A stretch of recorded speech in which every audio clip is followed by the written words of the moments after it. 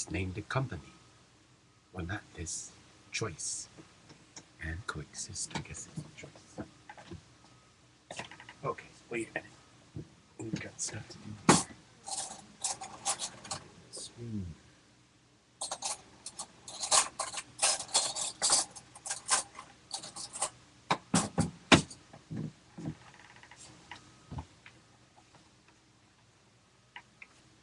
Try it without adding. Let's see this slide. Let's assume.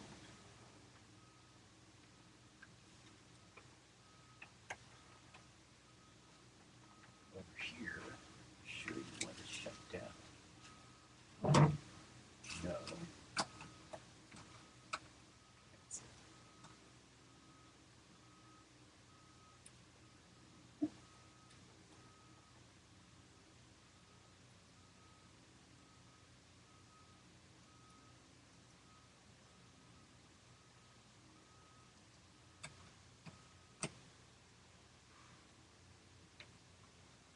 Some music, sort of. Music, sort of. Sort of music. Music to somebody's ears, my ears.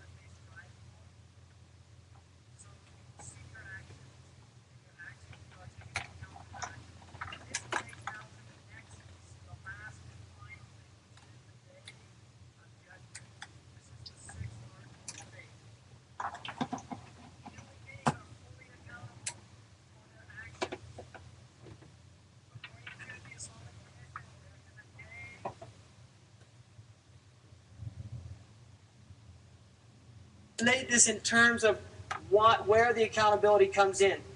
According to the Quranic view, human beings were brought into the presence of God, and God said, Alastu bi rabbikum, am I not your Lord? And all of the souls answered in affirmation. And this is the proof. And so what happens in this world is the soul is to be reminded of this. It's the parent's challenge to remind the child until it becomes firmly rooted in them that God is their Lord and they should submit to God.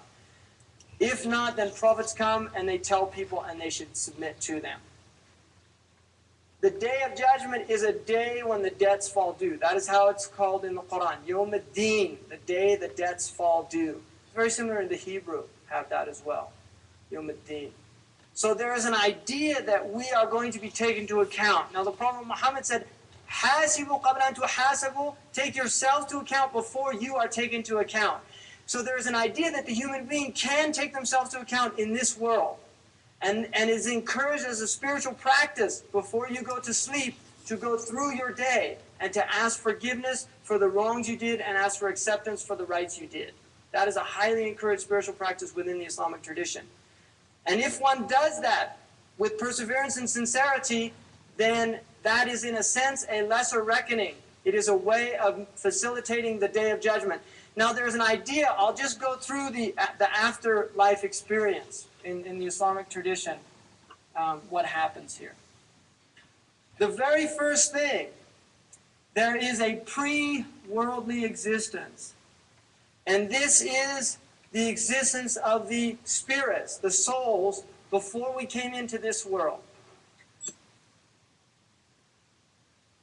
The next stage is the worldly existence, and this is called dunya. Now it's interesting, in the Arabic language, dunya in Arabic means the lowest. In other words, this is the lowest, we're at the lowest level. What is above us is hierarchy. The highest level is the presence of God. Dunya is the lowest level. This is the life of this world. In the Quran it's called hayatud dunya. The root word of dunya is, one of the meanings is grapes, like the famous fox in Aesop's fables. The grapes are just out of reach. And that is the nature of this world. There is an element in this world that the soul will never be content as long as it is in this world. But it will attempt to satiate its desires through the world. This is, like in Hinduism, they have the idea of the sensual, or even Kierkegaard's system. The idea of the aesthete, the person who spends their life in sensual experiences. These are attempts at assuaging this turbulence within the human soul. From the Muslim point of view, this is futile. The soul will never be at peace as long as it is attempting to fill the vacuum or the emptiness through worldly experience. One of the things that I think is happening in this culture now is human beings have become very jaded in their experiences. There's a need for continual and more extreme stimulation. It relates to I think a lot of it relates to the stimulation that people have with television.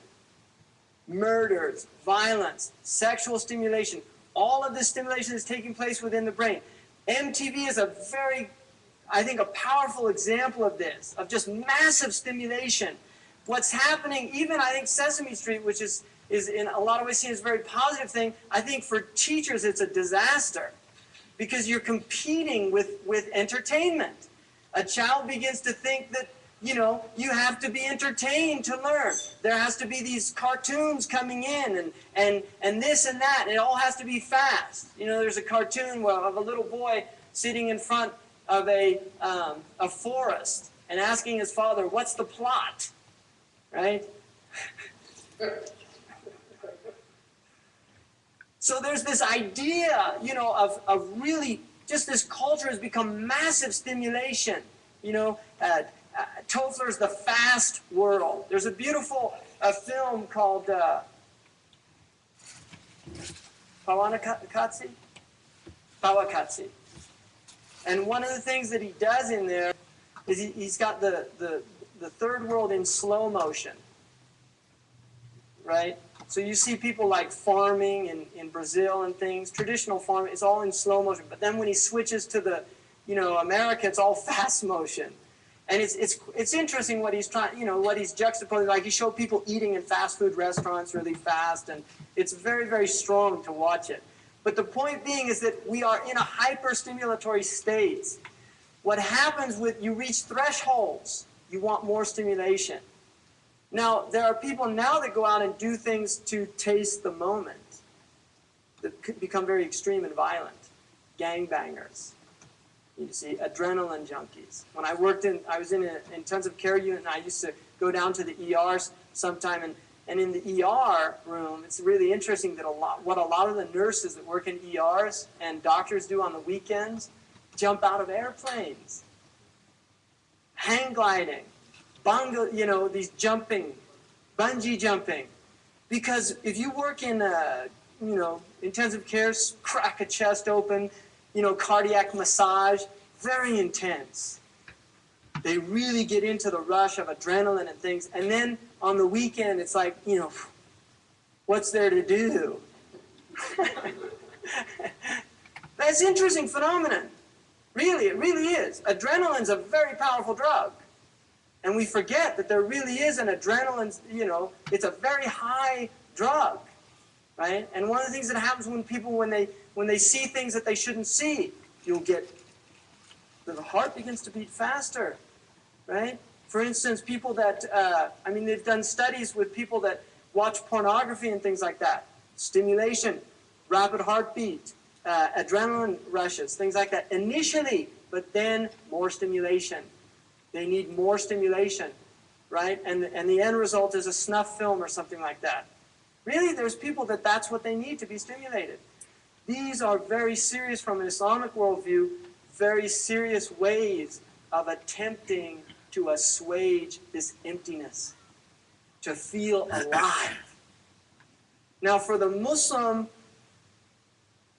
the goal in life is to reach a type of tranquility, not the stimulation. It is to reach a point where the stimulation is not needed for one to feel alive. That what one feels alive through a peace, an inner peace, which is achieved through worship, through prayer and these things. So the dunya is the worldly existence, and the dunya also has 7 stages. The first stage is the infantile stage. Now it's interesting, the word in Arabic for the child is ghulam. The first stage of dunya is ghulam, which means lusty. That's what it means, ghulma, to lust. And this is the infantile state.